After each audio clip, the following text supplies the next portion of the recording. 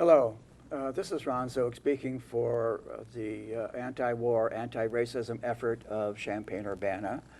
We call this show Aware on the Air, and we put together a show for you weekly and try to bring you some of our thoughts about anti-war and anti-racism efforts in the area.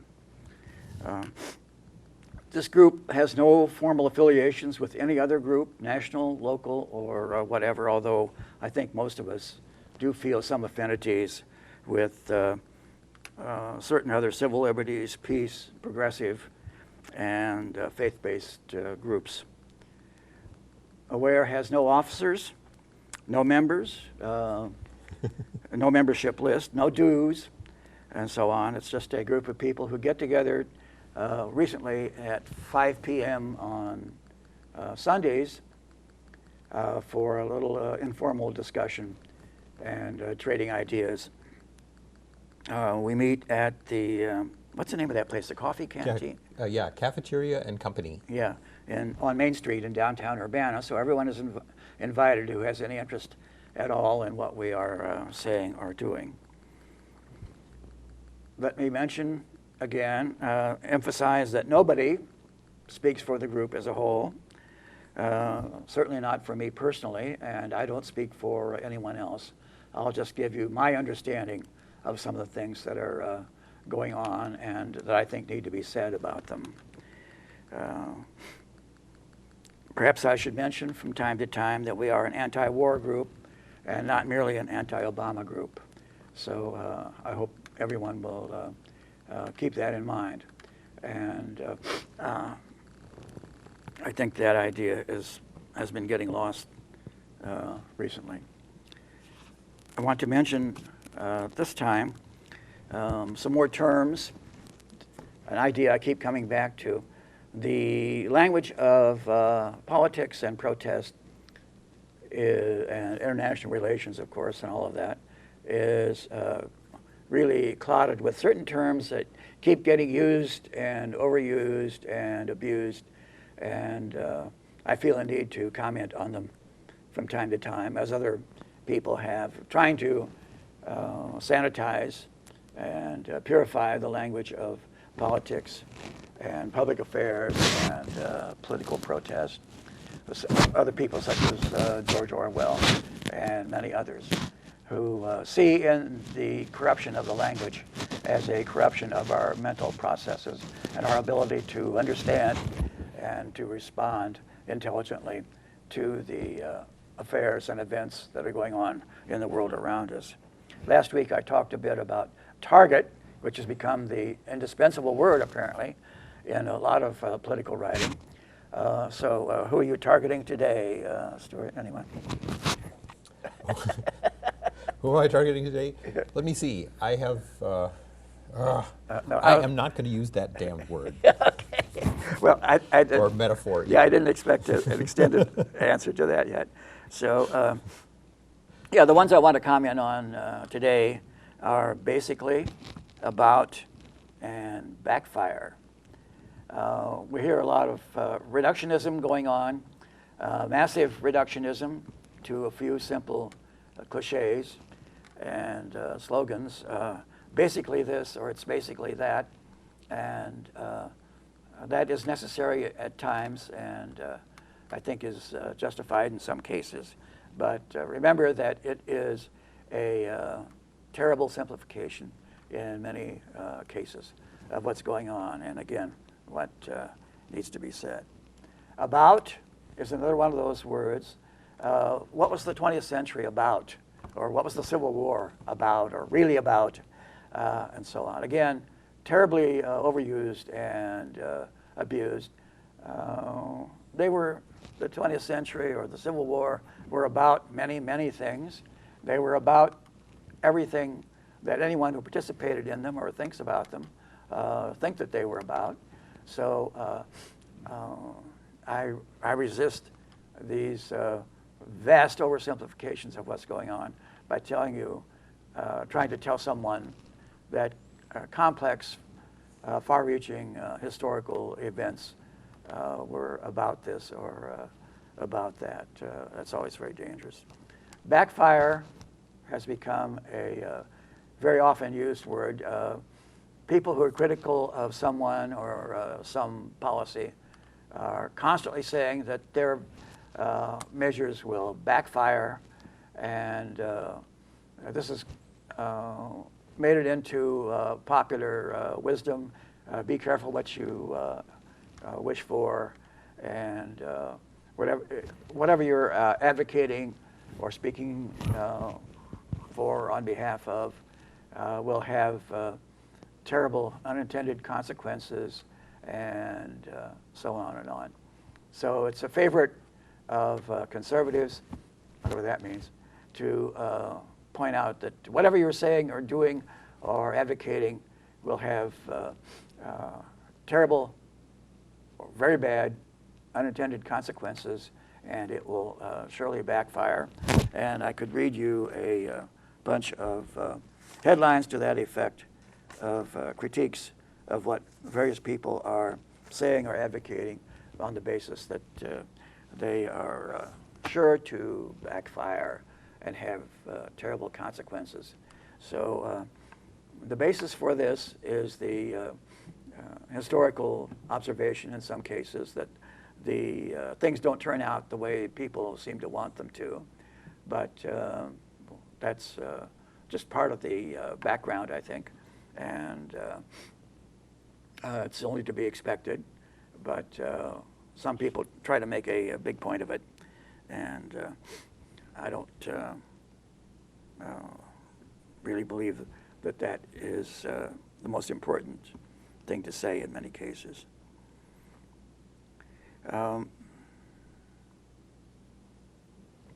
The two current hotspots that I want to mention today are the wars in Syria, Iraq, Afghanistan, and the rising violence conflict in Israel-Palestine. The war in Ukraine seems to have cooled off a bit, at least as it gets represented in the American media, and Ukraine seems to be disintegrating, but the American media are not going to tell you that.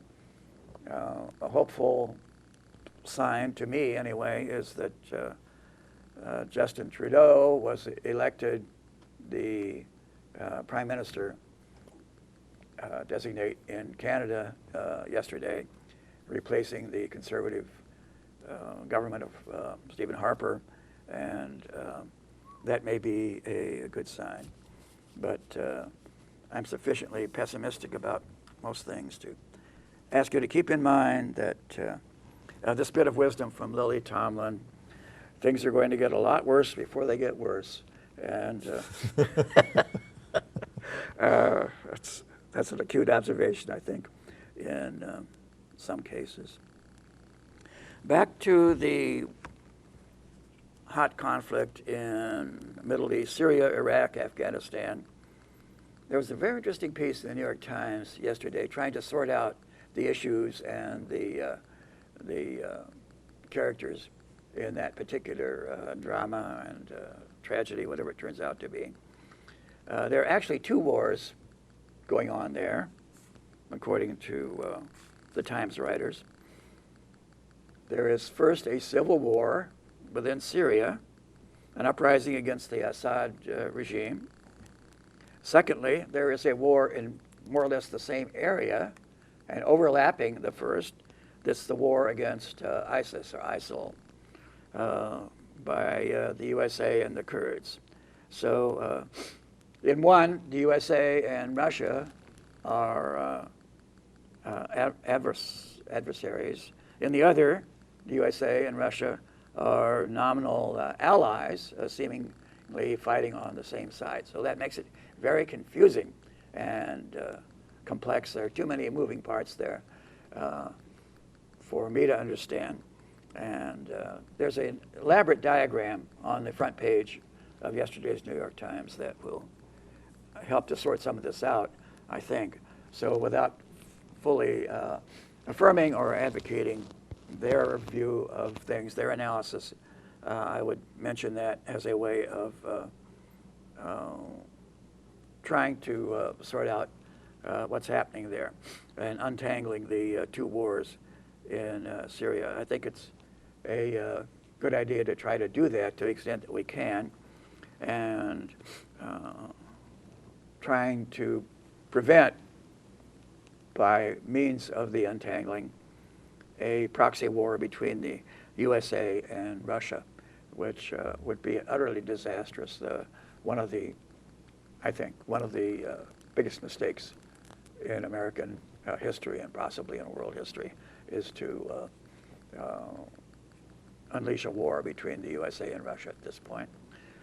But what's going on there is, as I say, very complicated.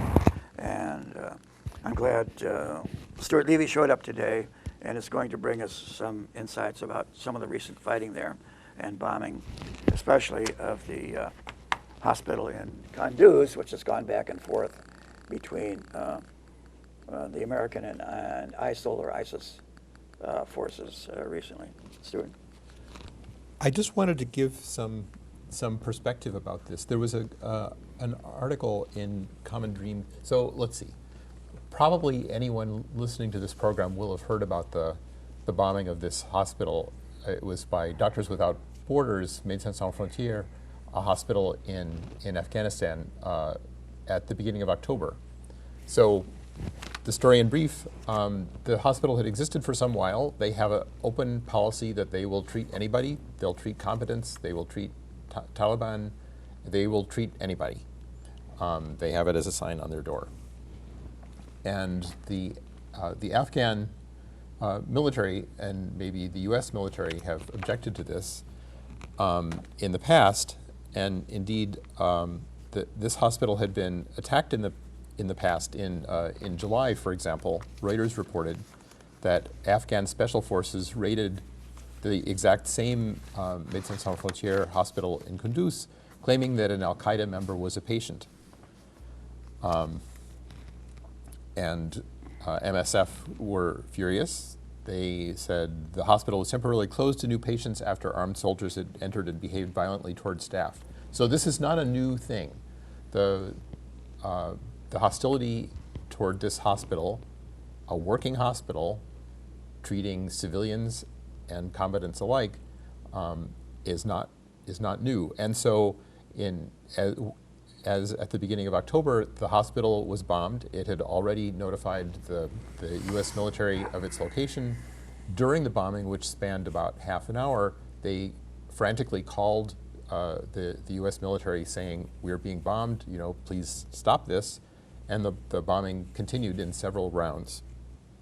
So the hospital was badly damaged. Dozens of people, including patients burnt in their beds, and doctors were killed out of the 200 people who were there. And this kind of thing has happened before, but Doctors Without Borders is a well-known, a well-known organization with international support, and they're not taking this lying down, as I hope you have heard. So they released a statement saying, let's see. Didn't they get the Nobel Peace Prize a few years ago? I believe so. Oh, I think they did. Yeah. Yes. MSF is disgusted by the recent statements coming from some Afghan government authorities justifying the attack on its hospital in Kunduz. The statements imply that Afghan and U.S. forces working together decided to raze to the ground a fully functioning hospital with more than 180 staff and patients inside because they claim that members of the Taliban were present. This amounts to admission of a war crime. This utterly contradicts the initial attempts of the U.S. government to minimize the attack as collateral damage. There can be no justification for this abhorrent attack on our hospital that resulted in the deaths of MSF staff as they worked and patients as they lay in their beds. MSF reiterates its demand for a full, transparent, and independent international investigation. And this is not an investigation that the U.S. military can carry out on its examining itself, or that the Afghan military can carry out examining itself.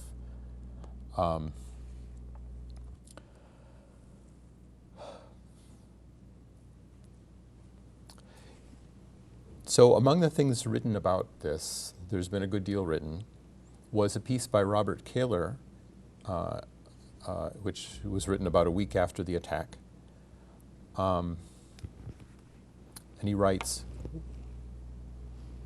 why is this different? Let's see. Let me start reading here. One of the MSF staff writes, "It was crazy," he said. "We had to organize a mass casualty plan in the office, seeing which doctors were alive and available to help. We did an urgent surgery for one of our doctors. Unfortunately, he died there on the office table. We did our best, but it was not enough. And the world, or a sizable piece of it, can put itself inside the burning, deliberately bombed hospital, and the U.S. is accused of committing a war crime." Kaler writes, "I've been pondering those words ever since they entered the conversation, pondering their moral weight, their heart-stopping accusatory coldness. My initial reaction was, well, of course it's a war crime. Indeed, the two words war and crime ought to be inextricably linked. It's impossible to wage war, especially the way that a superpower wages war with so many weapons of mass destruction at the ready, without violating conventional moral strictures, without killing civilians in mind-numbing numbers, with virtually every action. So why is this one different? Bombing a hospital, especially with deliberate intent, apparently at the behest of the Afghan government, is depraved and utterly reckless. Not only did the U.S. kill patients and staff members from all over the world, but it destroyed one of the few medical centers in a city with a population of over 300,000. All of this clearly makes the act a crime by any moral standard, but in point of fact, we've been doing this for so long and causing so much horrific damage in the long term as well as the short term, considering, for instance, the environmental consequences wrought by the use of depleted uranium, missiles, and bombs, that one more act of carnage, 22 more murdered civilians, I think there have been a few more since then, hardly seems more criminal than all that happened throughout the Middle East before the October 3rd bombing. Nevertheless," Kaler writes, he says, "I felt a need in my heart and our collective heart to address the bombing's strategists and apologists," and there have been many of those, including in the U.S. Congress, to address those with moral directness of the sort that my friend Kathy Kelly of Voices for Creative Nonviolence, a long-term anti-war activist, recently described. Quoting from her, "Before the 2003 shock and awe bombing in Iraq," Kathy Kelly wrote, "a group of activists living in Baghdad would regularly go to city sites that were crucial for maintaining health and well-being in Baghdad, such as hospitals, electrical facilities, water purification plants, and schools. And they would string large vinyl banners between the trees outside the buildings that read, 'To bomb this site would be a war crime.' We encouraged people in U.S. cities to do the same, trying to build empathy for people trapped in Iraq, anticipating a terrible aerial bombing," which of course happened. She encouraged doing this again, and in fact, a public demonstration was held in front of Stroger Hospital, Chicago's enormous county hospital, protesting the Kunduz bombing. Suddenly, Kaler writes, "I imagined Americans standing in front of every hospital in the country proclaiming there is no difference between bombing a hospital in Afghanistan and bombing one here." I mean, imagine doing this. We should do this. AWARE should do this. People in this area should do this. We should go in front of the two local hospitals carrying signs saying, "This is a hospital. Bombing this hospital would be a war crime, just as the U.S. bombing of the hospital in Afghanistan was a war crime." So, in the context of all of this, we hear also that the U.S. is now planning not to withdraw its remaining troops, about 10,000, I think, more or less, U.S. troops who are in Afghanistan. It's not planning to withdraw them imminently, as had been promised, as the Obama administration had promised, more or less since it got into office, but to keep them there until at least 2017. So it will become the next president's problem. And in response to this and to the Kunduz bombing, the writer David Swanson drafted drafted a statement, which I thought was very good, and I would like to read that statement here. So this is from the wonderful anti-war activist David Swanson.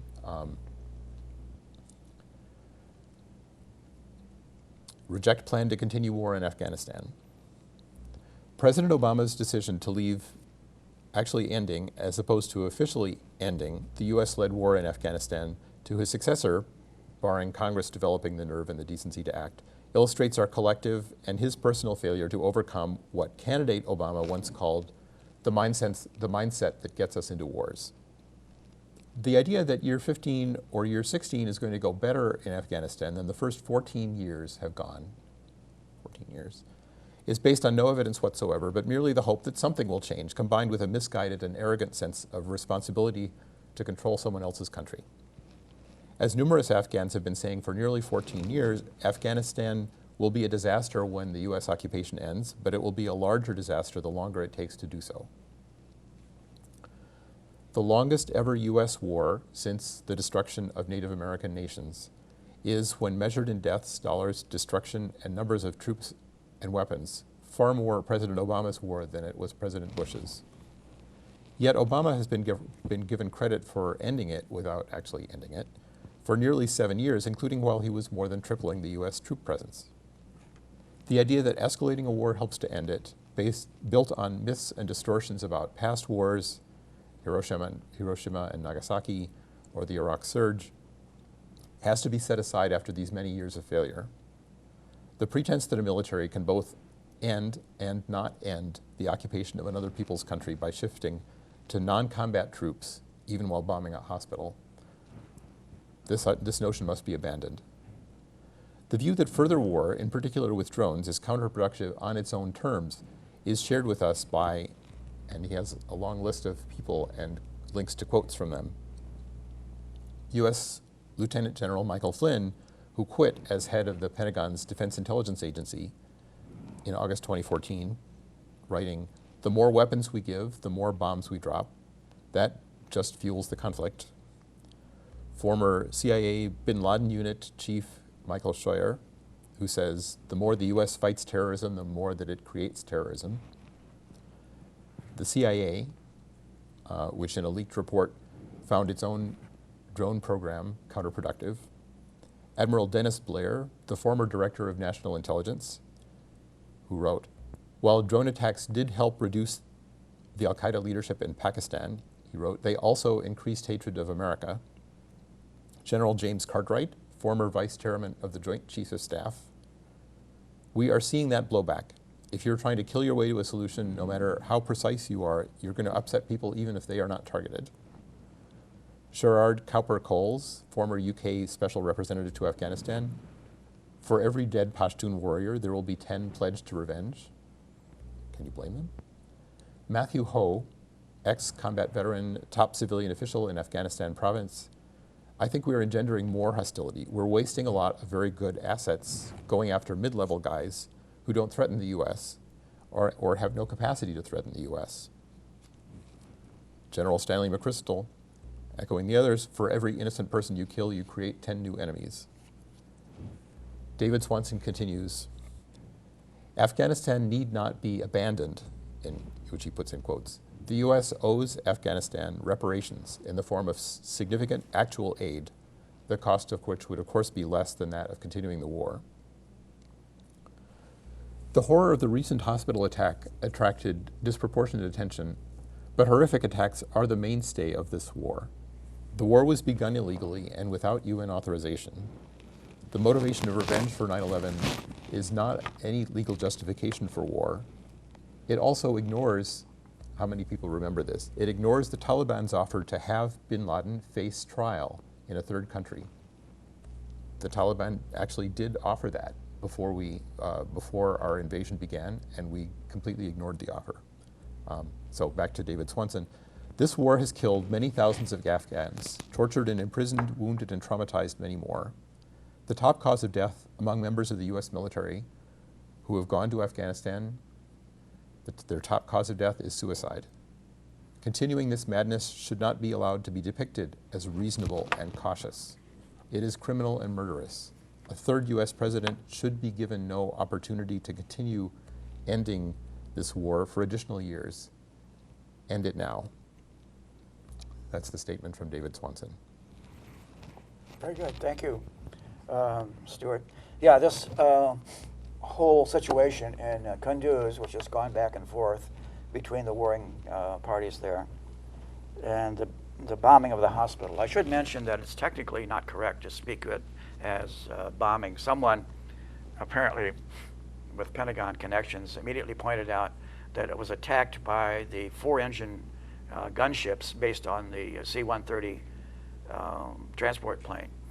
And they carry only a cannon, 20 and 40 millimeter cannon, and they don't drop bombs exactly. They're used for ground support, and they are massive fighting and killing machines. 4 engines, propellers, and the like, and they are rapid fire cannon, and they quickly can reduce anything in the area to rubble because of the kind of armaments they carry, but they do not drop bombs as such. Although it seems to be a distinction without a difference unless Yeah, you're right, I carrying agree. out forensics on the site, Right. which must be done, Yeah. and must be done without interference. One of the things we hear in the last few days is that a tank, nominally with U.S. and Afghan investigators, broke through the closed fence around the site and plowed into the hospital, possibly endangering the intact nature of the destruction of the hospital, which could be important for investigation. Yeah. So this tank broke in without permission from MSF or apparently anybody. Yeah. And without, yes. So Some of the subsequent apologetics then about this in the American media. First of all, it was an accident. It was all inadvertent, and you can't blame us for an accident. Those things happen, or as Mr. Bush would say, stuff happens, and so we can dismiss it as that. Another line was, actually it was a military base, and there were enemy forces somewhere in the building or in the immediate area, and that's the justification for the attack by these huge gunships. Another one, they had human shields. That accounts for all of the deaths there. This one is always, of course, heavily and routinely used by Israel, but human shields were there, and tough luck for them. We had to kill them in order to get at the real villains. Finally, the old classic, and we had no choice, no alternative. They forced us to do it because there were actual enemy forces in the area. Another one that's come out in the last day or two is, well, there seemed to be a ISIL unit there, and they had maps of Afghanistan on the wall and other suggestions of ISIL influence in the area and in the hospital. And so that's the justification for the mass killing that went on. And so on it goes, trying to put a better face on the whole incident and make it appear not as horrible and atrocious as it otherwise would. Have you heard any of these justification lines, the apologetics for what was done there? I hadn't heard the last one. Yeah. But they can always, none of these accusations will be credible barring an external investigation. Yeah. And that is what MSF is still calling for. And didn't the UN call for it also? Good. Yeah, I believe so, but I'm not fully up to date on the details of that. Okay, So I could say something about the TPP leaks. If you would, yes, please. Okay. So let's see. We'd spoken on this program before about the Trans-Pacific Partnership, and it's been a rocky road for the negotiators, and they have plowed through obstacles and flattened a number of them, including legal obstacles, things like Malaysia having a poor human rights record, and there was a law passed in Congress that would prevent doing a trade deal with such a country, and that was overcome by simply changing the rating for Malaysia, so that it could remain part of the TPP. So, a couple of weeks ago, an agreement was come to on the terms of the TPP.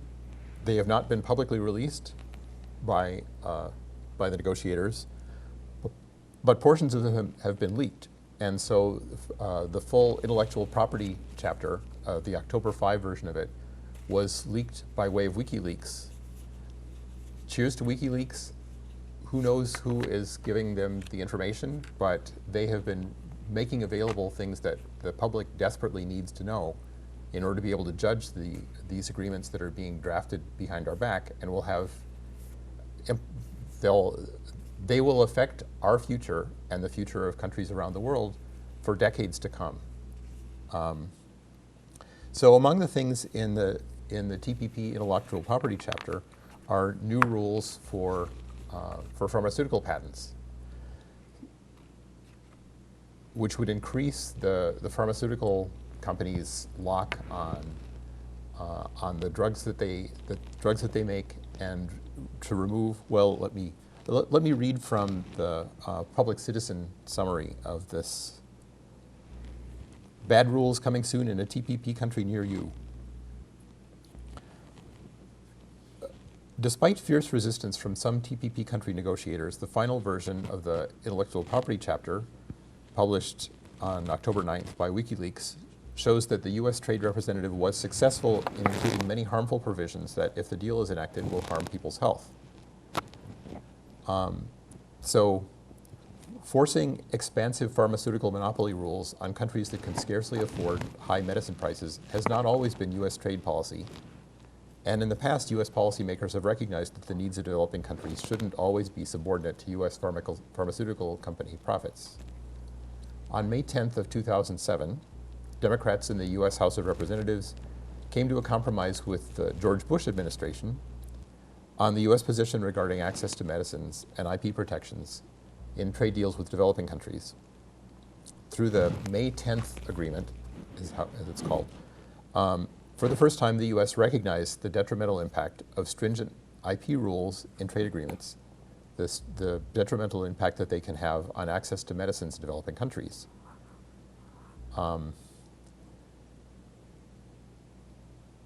So U.S. trade policy under May 10th made patent linkage, which is, well, patent linkage and patent term extensions optional for pharmaceuticals. The patent linkage thing says that local officials can't approve a new drug, which would be probably a generic drug, so long as there is any dispute, even a spurious dispute, over its patent status, over the patent status of the drug behind it. And so, and this is already a trick that pharmaceutical companies will use. They'll, a generic company, a company will consider making some generic thing, and the manufacturer of the original drug will say, well, you know, we have some claim against this, you know, even though the patent on the original drug has run out. And so long as there's any cloud over the patent linkage provision, which has not been applied in developing countries because of this agreement, now it would apply. So from very early on in the TPP negotiations, to the ire of health advocates, it became apparent that the U.S. Trade Representative was abandoning the May 10th agreement template. With the publication of the concluded version of the TPP, for the first time, the public can see precisely to what rules negotiators agreed, and importantly, how far beyond the May 10th agreement the provisions extend developing country pharmaceutical IP obligations. So as of October 2014, one of the previous WikiLeaks leaks of this text revealed two competing systems for addressing developing country pharmaceutical rules. One system, henceforth called the development approach, a system which was ultimately abandoned, provided that some IP provisions would not be required of countries until they reached a certain level of development, defined by some economic indicator. So that was one route. The alternative, Addendum 2, stood as an alternative to the development approach, requiring countries to conform to all TPP intellectual property rules within a fixed period of time, regardless of whether they reached a development threshold or didn't. The 2014 transition periods proposal showed that different countries would be required to implement rules at different times, but also that precisely how much time and for which countries longer transitions would be allowed hadn't been determined. Well, now they have been. So the final text completely abandons the development approach, saying you can go with generic drugs so long as you're a sufficiently undeveloped country. And instead they adopted transition periods varying from none at all for things like marketing exclusivity for biologics or for small molecules in countries like Chile or Brunei,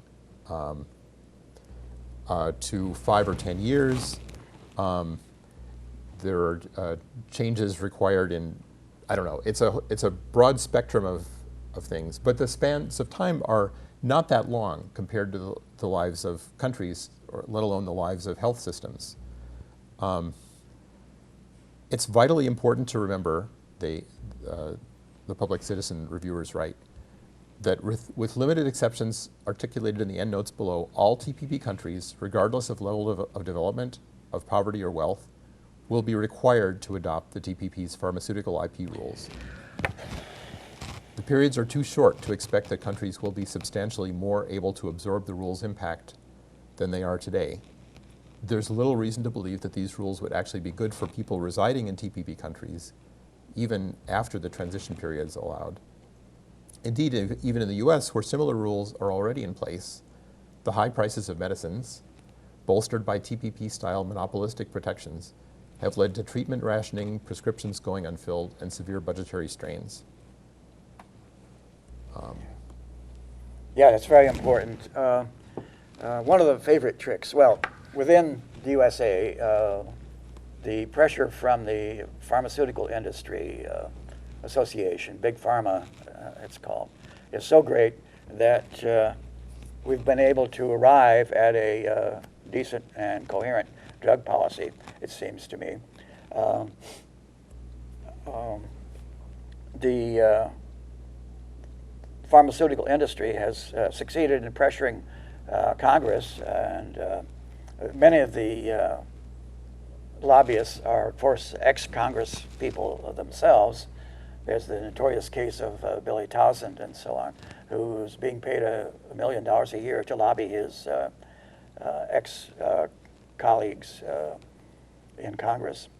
The whole area of intellectual property is absolutely scandalous. One of the favorite tricks, well, these people, the lobbyists, are essentially writing the rules in this area about what drug patents will be allowed and so on.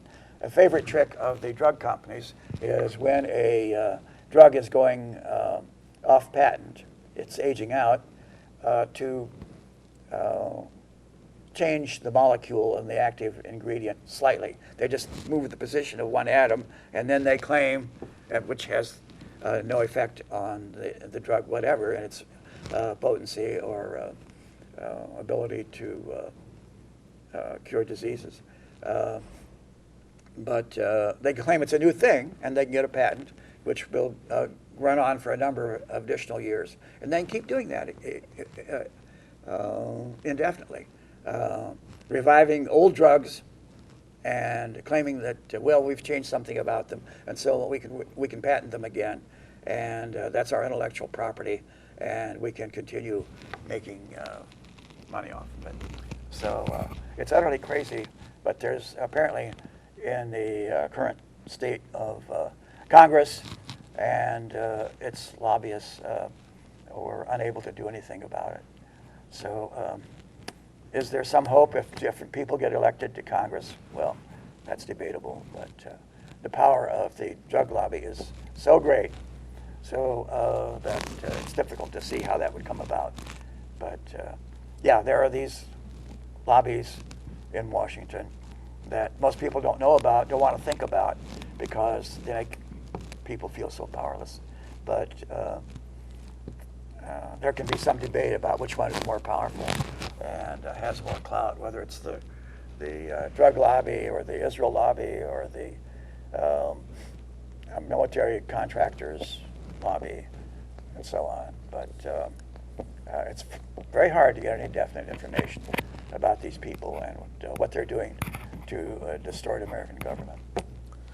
But politically, for this part of the process, the hope can be that this will be a contentious, the TPP and the related trade agreements, the TTIP with Europe, and I think there's an analogous, well, anyway, that if these drag on, if the process drags on long enough, it will become a hot potato that nobody wants to deal with during the presidential election campaign.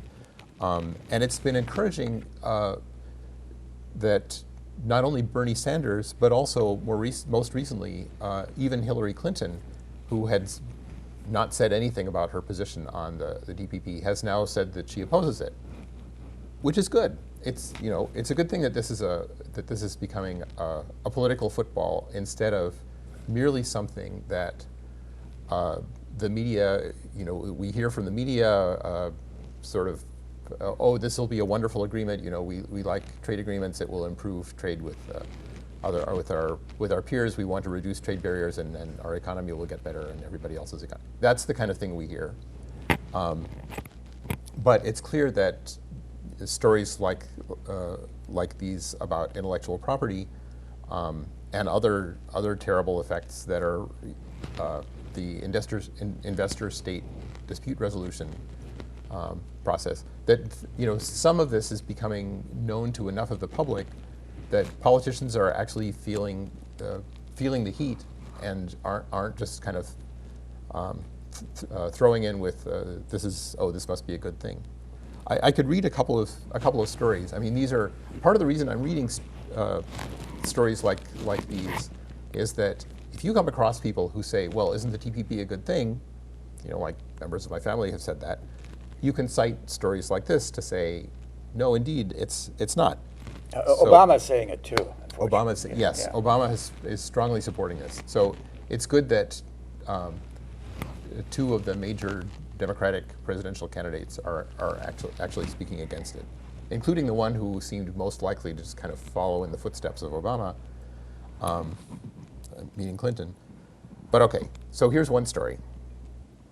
A 2010 study by a Peruvian government entity, the Director General of Medicines, and this now I'm quoting from an Oxfam report, which was also written in early October. This 2010 Peruvian government study revealed a stark reality.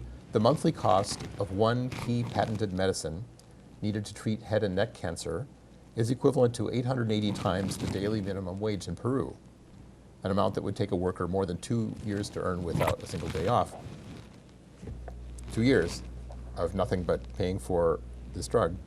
The TPP would not only undermine the efforts of other countries to protect their own public health, it would also undermine U.S. efforts to improve access to health care around the world. Thanks to the cost saving from use of generics, PEPFAR, the President's emergency plan for AIDS relief, has successfully initiated treatment for more than 3 million people worldwide and saved $380 million in 2010 alone. And in Vietnam, where more than half the population lives in poverty, 97% of antiretroviral medicines purchased under the PEPFAR program, about 323 million over the preceding 5 years, 97% of those medicines are generics.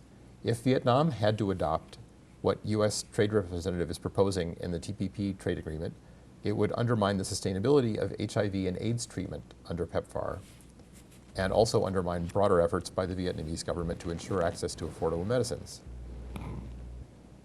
It's been hard to sell greater monopoly rights and less competition as facilitating access to medicines. What's more, the U.S. Trade Representative proposal will not enhance pharmaceutical innovation. So, if you like AIDS, the TPP, the commitments that would go with the TPP agreement are not for you. Or no, if you like AIDS, support the TPP. Yeah. Yeah, is India a supposed or possible signatory to this? I think yes. I think yes. Yeah, because it's been one of the places where they have kind of ignored the American drug monopoly when they decide they need certain things and produce them at a far lower cost and distribute it to the population than American drug laws would allow. So yeah, this whole area is really puzzling and in some respects disgusting. We need drugs for such things as malaria, which is one of the most deadly diseases in the world. People don't seem to realize that anymore, but most of the people who need it in Central Africa and so on are too poor to buy any kind of drug to deal with it. And so the big drug manufacturers are not interested in producing it. There are no profits there. So it goes on and on. Something is being done by philanthropists, benefactors such as Bill Gates and so on, and possibly the Clinton Foundation. But there's the whole area of neglected drugs for widespread diseases, disabling and killing diseases that are not striking white middle class, upper class Europeans if they are disabling and killing only the poor people in India or Central Africa or whatever. Why there's no point in trying to produce a drug to deal with that. So it's really a rotten situation, again, in my opinion, but that's what's going on. And it's one of the areas that I hope discussion and analysis of the TPP, if we ever get the full and definitive text of it, will open up, and we can begin to realize the consequences of adopting that thing. And again, I'm pleased to hear that there's some hope in that two of the major Democratic presidential candidates have opposed it, although I'm less certain that Hillary will actually implement these objections if she gets into the White House. But that's just a matter of personal perception and trust or lack of trust. And I should correct myself. India is not part of the TPP. There was talk at an earlier stage that maybe they would become part of it, and it's possible they could end up joining it in the future, but they are not part of the current ring of negotiating countries. Yeah, it's been notorious for a long time that the cost of these drugs varies enormously nationally. And why is that so? The drug companies have their story about the other countries not paying the cost of research and development and production of these drugs. And maybe that's to some extent true, but it's notorious that a drug you will pay like $100, to take a hypothetical example, $100 a month for in this country, the USA, other people around the world can get for something like the equivalent of $10 a month, or maybe even less. And that keeps going on. It's been the case for years. And why this has not ignited more of a scandal and resistance is a mystery to me. But it, again, demonstrates, I think, the clout and the propaganda and PR ability of the big drug companies in keeping us from, or a large part of the American population, from drawing the common sense conclusion about these facts and what's really going on. Okay, a couple more points before we have to stop. I guess we're getting near the end. Again, I would like to recommend the article in the New York Times trying to sort out the issues and the players, the cast of characters in the Middle Eastern war now, and to call attention again to something online from the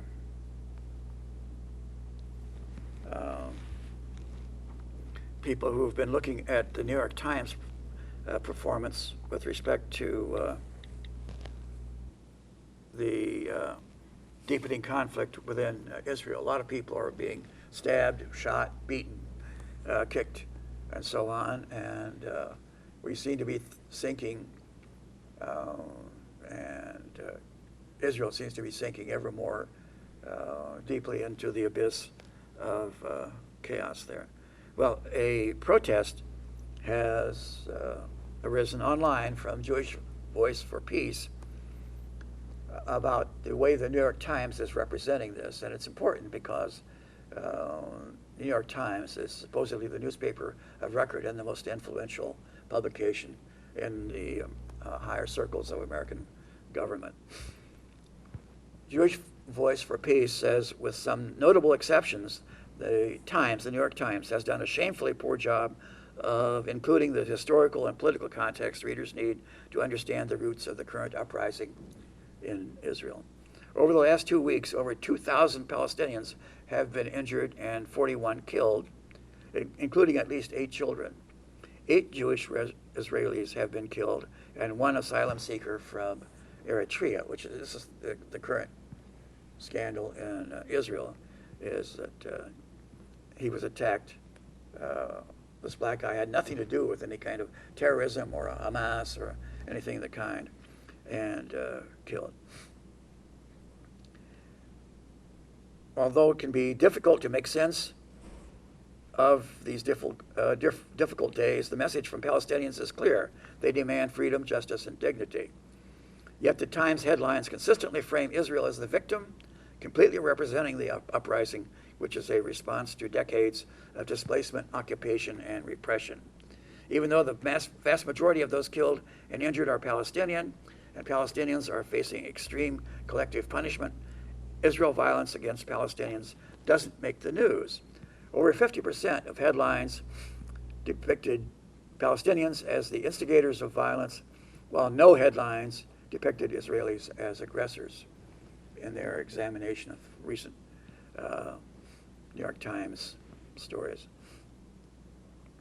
No headlines referenced racist mobs that have roamed the streets of Jerusalem shouting "Death to Arabs." Palestinians were referred to as terrorists 41 times, while the term was used 4 times, including quotes from Palestinians, to refer to violent Israeli actions intended to terrorize Palestinians. The terms violent and violence were used 36 times to refer to Palestinians and 2 times to refer to Israelis. The terms attack and attackers were used 110 times to describe Palestinian actions and people, and 17 times to describe Israelis. So here's what some of the New York Times didn't say. The root causes of the current uprising are Israel's ongoing occupations of policies of occupation, displacement, and oppression. Over the last year, from Negev to East Jerusalem, Israel has demolished an average of 1.7 homes each day and allowed increasing numbers of Jewish settlers to take over homes in Palestinian neighborhoods. Settlers, the police, and racist mobs attacking Palestinians are a frequent occurrence in Palestinian neighborhoods, and so on. So it's all very one-sided, and you should look for balancing views, I think, in other places, such as Al Jazeera and RT and so on, to get a better perspective of what's actually going on there. Okay, we're just about at the end of our time here. Anything else you want to add, Stuart? Not from me. Okay. See if I can find anything else here that needs saying right at this point. And I'm not seeing anything at the moment. An appendix to what I just said, since 2009, the United States has provided Israel with more than $20 billion in military aid, as well as more than $3 billion for missile defense systems and $1.9 billion in precision-guided munitions. It has also promised that Israel will be the only Middle East nation to have the advanced F-35 jet fighter. To win backing for the Iran agreement, Mr. Obama pledged to further strengthen the relationship by negotiating a new security agreement and renewing assurances that Israel, the only country in the region with nuclear weapons, will always have military superiority over its neighbors. It is probably inevitable that American aid to Israel, already a top recipient, will be increasing, but Congress knows these increases come at a time of strict limits on federal spending and will undoubtedly require cuts in other programs. So, Stuart,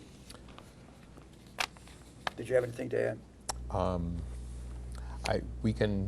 We'll have to see what the meaning of the flip in the Canadian political system amounts to.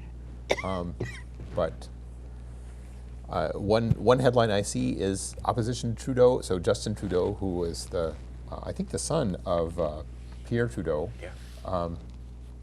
raising doubts on TPP. Canada is a key. Canada definitely is in the TPP negotiations. So the shift in power to center-left party casts uncertainty on whether Canada will ratify the Trans-Pacific Partnership trade deal. So let's hope it does. Yeah. But anyway, we need to lean on our own Congress to not ratify it either. So. Okay. One final comment. Our name and remit here is to deal with anti-racism also, and we've been saying very little about that recently, in part, in my view, because there are other local organizations that are dealing with this question. And I encourage you to look at them and to think about what they're saying and possibly to participate in their actions to deal with racism. This question just absolutely fundamental, it seems to me, and